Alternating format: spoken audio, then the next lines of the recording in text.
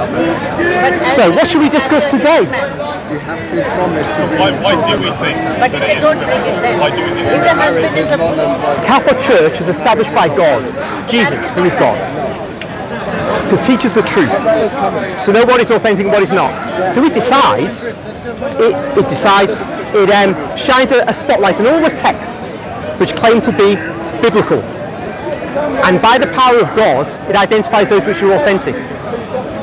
As simple as that. So you could have the most well accepted, universally accepted text, say like St. Paul's letters to the Romans, first letters to the Corinthians. They still might not be by him. None of the Gospels might be by people who wrote in the first century.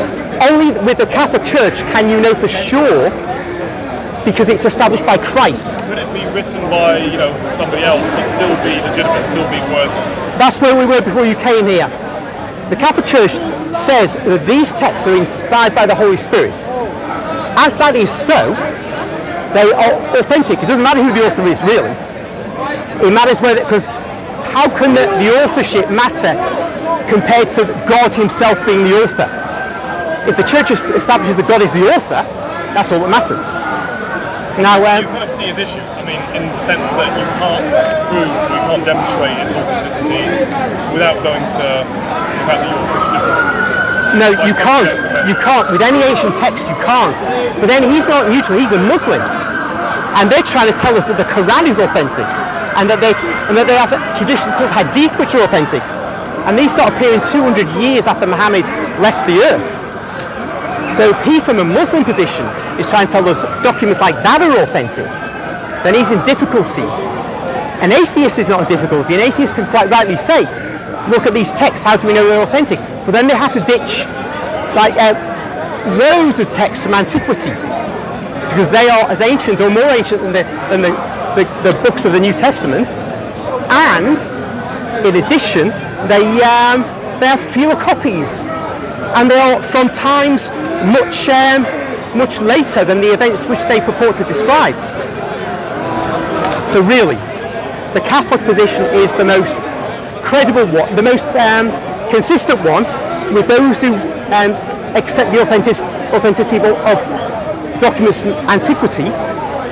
And when it comes to dealing with Muslims, the Catholic position is far superior, because our texts are not 200 years after the event, and they therefore, given that even if you take second letter of St. Peter, you say it's 2nd century, that's still 100 years after the events of Jesus' ascension. But when you get to the Gospels, you're within decades of the events, whereas the Hadith are 200 years later. The Quran itself is a complex matter. Well, they would say, and I'm not a Muslim, they would say, well, it was written down 200 plus years later, but we have all the generation, we know who preserved it and who decided it. Here are their names, that's what the Muslims would say. Well, they can say, here are the names, but when were those names first written down? When was it first written down they were transmitting?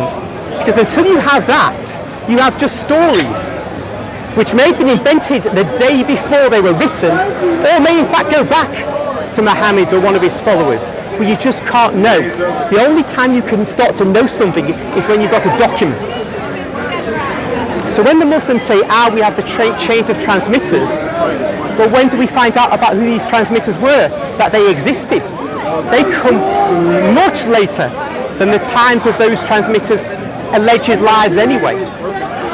So the whole Islamic project is fraught with difficulties from an historical perspective. And I know when I did a video on this months ago, and shortly after that, Sheikh Farouk Mohammed, I think his name is, or Sheikh Ibn Farouk, whatever, did a video responding to those who say the hadith are inauthentic. And he gave these chains of transmitters, referred to them, and he referred to books which give their life stories. Well, when were these life stories written? It doesn't say. Yeah, much later. And where are the chains of transmissions for those life stories? And if you've got the chain is made up of links, and the links are human beings. If the link is authentic, and each link in a hadith chain has to be authentic. If a link is authentic, you have to know about that link. Therefore, each link has to have its own authentic chain. So this is an endless problem for Islam. You've got the names of the narrators. Yeah. So yeah, you get a hadith saying Muhammad went to so and said X, Y, Z. Yeah, Narrated by so and so, who got it from so and so, got it from so and so. Each of those individuals, you have to know who they are.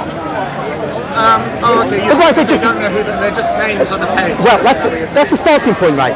Their names on a page. So how do we know they existed? Well, that's where the Sheikh came up with his books, which give you biographies of these individuals. But these biographies aren't written shortly after these men. They're written ages later.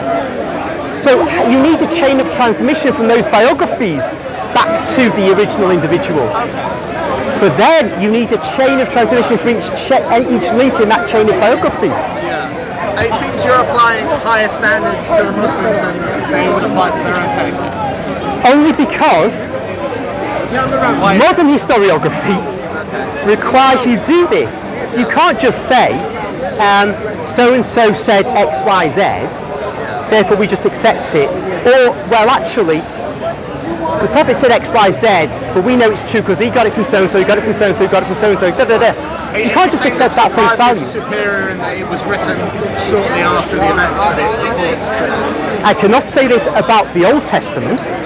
You can say about the I can say it about the New Testament in the majority of books. Well, in the most important books, the Gospels, particularly the first three.